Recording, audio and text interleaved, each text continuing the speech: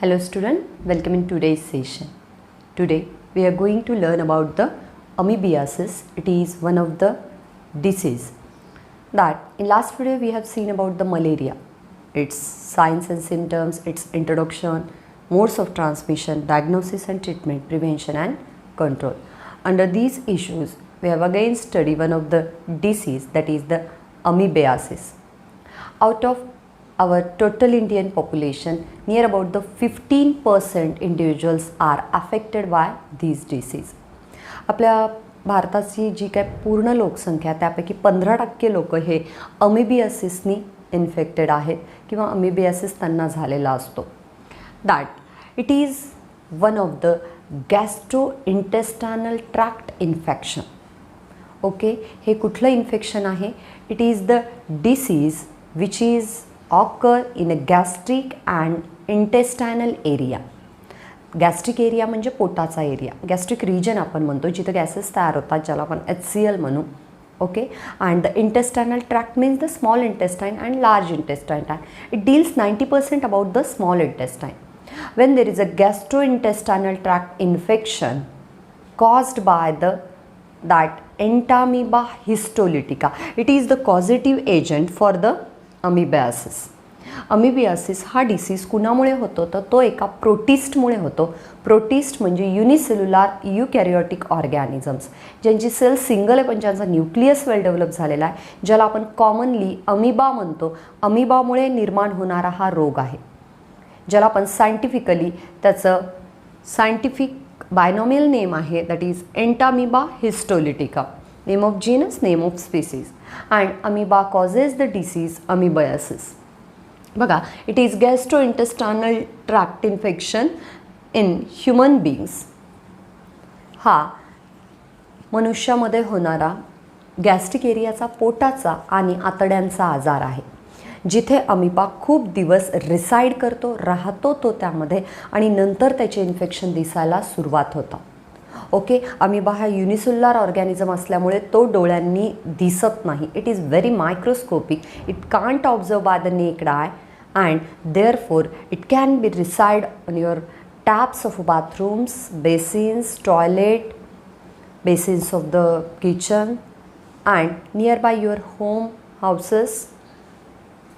जिथं तुम्ही राहता त्या बाजूला ज्या ज्या काही गोष्टी तुम्ही वापरता तिथे अमिबा खूप दिवस राहू शकतो. तिथून तो तुमच्या हाताला लागून तुमच्या तोंडाद्वारे तुमच्या शरीरात प्रवेश करू शकतो आणि खूप दिवस शरीरात राहून त्यानंतर तो इन्फेक्शन दाखवायला सुरुवात करू शकतो. 6 months, 8 months and 1 year it is the latent phase. Latent phase म्हणजे इनॅक्टिव्ह फेज, डॉर्मंट फेज असू शकते अमिबासाठीची. त्यानंतर तो त्याचं रिप्रोडक्शन, त्याचं लक्षणं दाखवायला सुरुवात करेल. ओके, तर आपण बघूयात what is the science and symptoms of this disease. काय लक्षणं असतील की हा रोग झाला, कसं समजायचं. ओके, सगळ्यात महत्त्वाचं that is the stomach ache or the gastric pains आपण म्हणू, पोटात दुखतं. And that ache or that pains are in a cramp form. CRAMP, cramp म्हणजे काय म्हणतो आपण? आखडणे, पोटात मुरडा येणे, पोट गच्च होणे. आपण म्हणू पोटात फिरल्यासारखं वाटतं, आतडे गोळा झाल्यासारखे वाटतात. That is called as cramps. त्याला आपण क्रॅम्प्स म्हणतो. ओके, बघा, डायरिया. डायरिया म्हणजे आपण काय म्हणू? That is the loss of water from the human body. Human बॉडीतून पाण्याचं प्रमाण कमी होणं by the vomiting or by the loose motions. Toilet वाटे, संडास वाटे जेव्हा शरीरातलं पाणी कमी होतं त्याला आपण काय म्हणतो? डायरिया म्हणतो. आणि जेव्हा ते पाणी कमी होतं, it is the loss of electrolytes in the body. Na positive, K positive, Cl negative ज्या आयन्सची शरीराला गरज आहे प्रत्येक गोष्टीची ट्रान्समिशन करण्यासाठीची, तर ते इलेक्ट्रोलाइट शरीरात काय होतात? कमी होऊ लागतात आणि परिणामी विकनेस येतो त्या व्यक्तीला. तर आपण म्हणतो की जेव्हा अमिबाचं इन्फेक्शन होतं तेव्हा अमिबाला बाहेर काढण्यासाठी शरीर, गॅस्ट्रिक आणि इंटेस्टायनल एरिया डिस्कम्फर्टनेस प्रोड्यूस करतात आणि त्यातून ते अमिबाला बाहेर काढण्याचा प्रयत्न करतात. खूप सारं पाणी शरीराच्या बाहेर काढतात आणि that dysentery, loss of a watery stool म्हणजे संडास पातळ व्हायला लागते आणि त्याच्यात अमिबाचं इन्फेक्शन झालं असल्यास त्या डिसेंट्रीला आपण अमिबिक डिसेंट्री असं सुद्धा म्हणू शकतो. It is commonly called as amoebic dysentery. Okay, तर बघा, diarrhoea that is the loss of water from the body. Then flatulence, it is the gaseous discomfort in the stomach, intestinal area. पण specially स्टमकमध्ये म्हणजे पोट गच्च झाल्यासारखं वाटणं, gases होणं, सतत गॅशियस डिस्कम्फर्ट होऊन गॅसेस बाहेर पडणं ॲनसद्वारे आणि त्यातून एक आवाज निर्माण होणं, त्याला आपण फ्लॅटुलन्स म्हणतो. Okay. Then stool with the mucus and abdominal cramps. Stool that is the toilet with the mucus. चिकट पातळ अशी संडास यायला लागते कारण अमिबा त्यातून बाहेर काढायचे असतात शरीराला. ओके. द म्युकस, आता बघा म्युकस शरीरातून कधी बाहेर पडतो. आवर गॅस्ट्रिक एरिया और intestinal area, it is internal layer, it is covered by the mucus layer, because when there is a production of a HCl gas in that stomach area, that mucus protect the internal layer from the harmness of that gaseous substance, from the harmness of that hazardous substance in the gastric area. तर पोटात जे काही HCl तयार होतं त्याच्या हानिकारक इफेक्टपासून वाचण्यासाठी पोट एक चिकट लेअरनी कव्हर असतं. आणि दॅट म्युकस लेअर जेव्हा डॅमेज होते एखाद्या बॅक्टेरियाच्या, फंगसच्या, प्रोटिसच्या इन्फेक्शननी, तेव्हा आपलं स्टूल, टॉयलेट ही चिकट यायला लागते, पातळ यायला लागते. Okay. Stool with the mucus and abdominal cramps. आणि मग टॉयलेट करताना आपण काय म्हणतो, that removal of stool from the body, that is called defecation.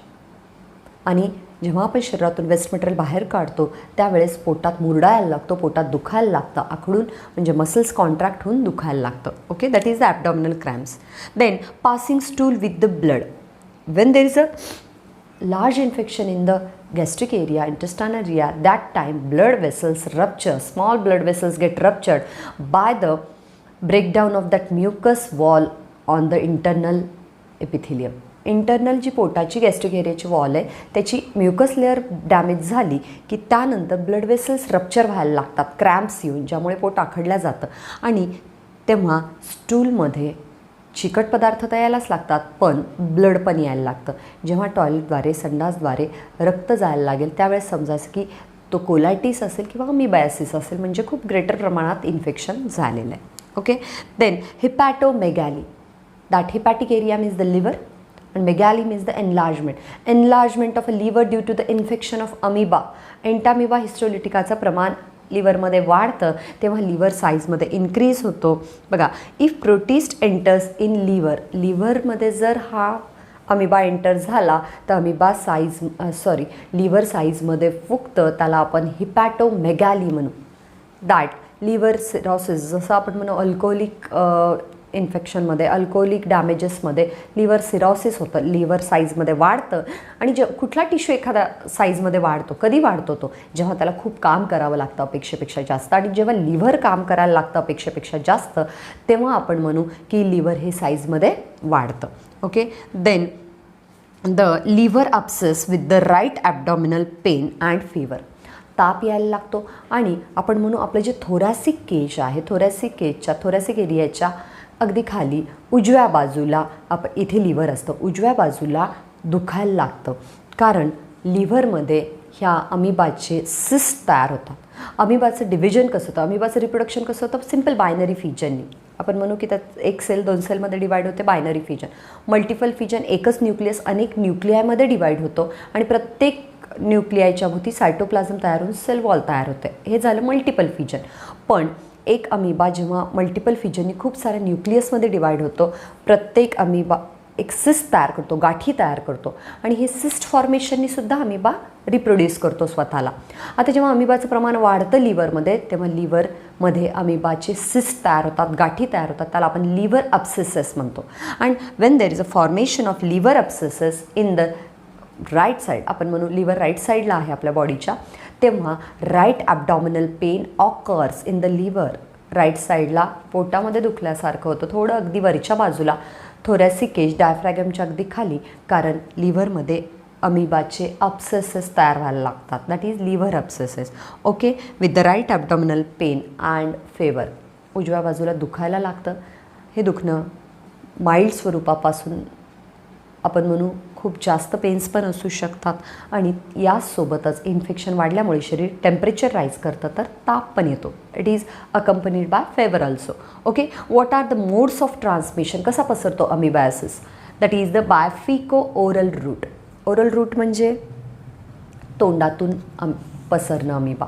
तोंडातून म्हणजे जेव्हा आपण इन्फेक्टेड फूड खातो, इन्फेक्टेड व्हेजिटेबल्स खातो ज्याच्यावर अमिबा असतात, आपण असं काहीही खाऊ किंवा कशालाही हात लावल्यानंतर तो काही खाण्यासाठी तोंडात घालू हात, तेव्हा काय होऊ शकतं, अमिबाचं इन्फेक्शन होऊ शकतं बाय ओरल रूट, खाण्यातून. And by faeco oral route, आपण म्हणू ज्या व्यक्तीला अमिबाचं इन्फेक्शन झालेलं आहे, अमिबॅसिस झालेलं आहे, if that person uses the toilet and sharing that toilet with many person, then other person may get infected with that amoebiasis. म्हणजे आपण म्हणू की फिकल मॅटरनी सुद्धा हा रोग पसरतो, किंवा खेडेगावात जे उघड्यावर फिकल मॅटर डिस्चार्ज केले जातात तर तिथून तो रोग पसरू शकतो.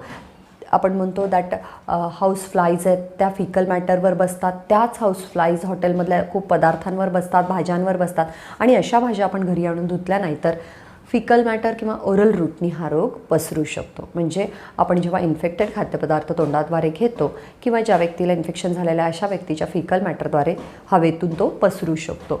By eating with the dirty hands. म्हणजेच आपण गार्डनिंग केलं आहे, आपण बाहेरून जाऊन आलो तर आपण आपलं डे टू डे वर्क करतो आणि आपले हात खराब झालेले आहेत आणि आपण ते धुतले नाही तर अमिबाचं इन्फेक्शन आपल्याला होऊ शकतं.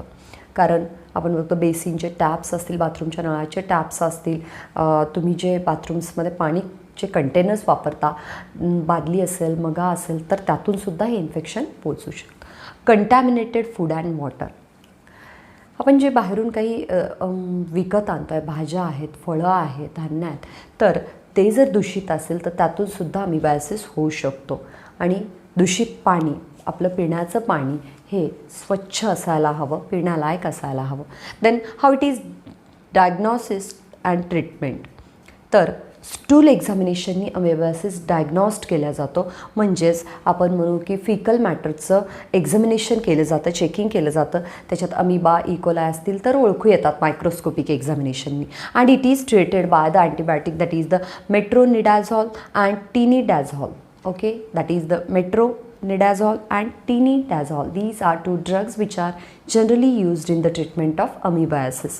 Okay, and the doses they are differ per patient.